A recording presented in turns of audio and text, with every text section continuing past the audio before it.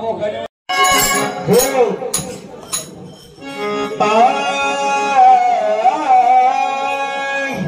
आता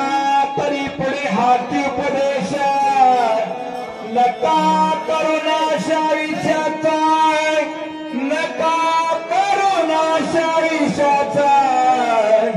नका करुणाशा विषयाचा मद पावराशी काय तोरपणा पायाची वाहन पायी बरे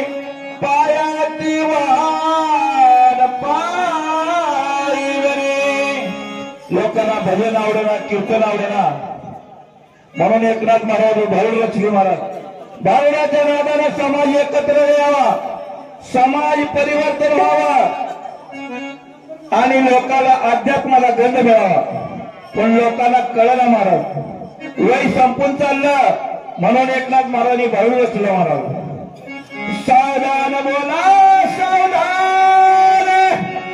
वाचे बोला राम राम 10 वर्ष झाली बालपणा 20 वर्ष झाली तारुण्य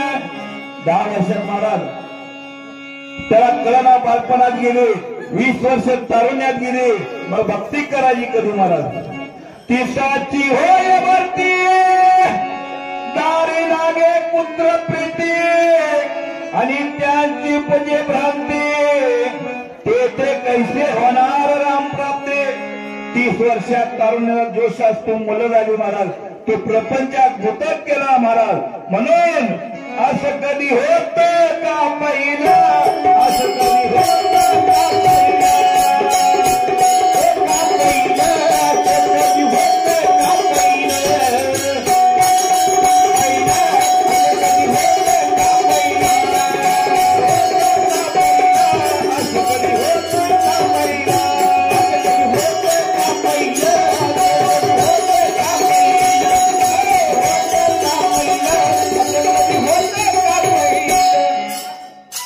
वर्षे झाली 40 डोळ्यास 40 आले नेत्रास भूल पडले दिसते ना से वजवले वर्षे होती 50 हलती दंताच्या पंगती श्याम केश शुभ्र होती त्याला म्हातारा झाला म्हणती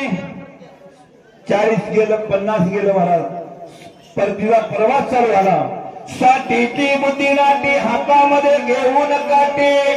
वसवस लागे पाठी त्याला हाता तो पोरते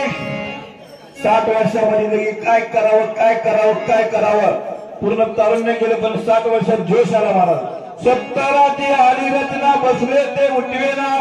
उठले ते चालवेला आईशी फजिती ती यात्रा 4-20 मिळून झाले 80 पण तो झाला पेशी उडकावून जैसी मासुळे जीव होते का सविशी ज्यावेळी तरुणपणात होता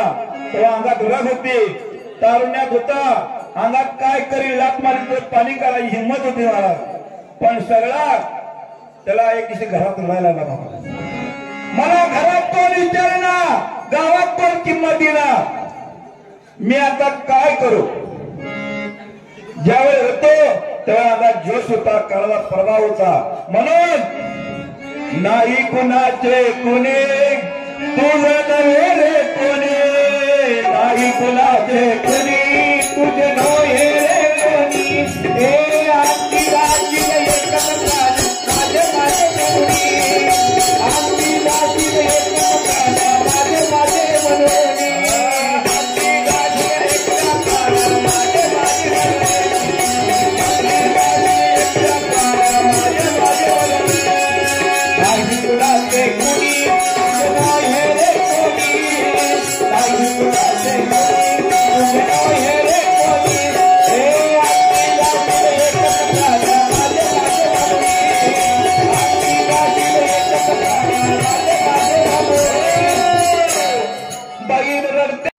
पूर्वी तर चांगलं होतं आता मोबाईलचा जमाना आहे महाराज मोबाईलचा कुणाला वेळच नाही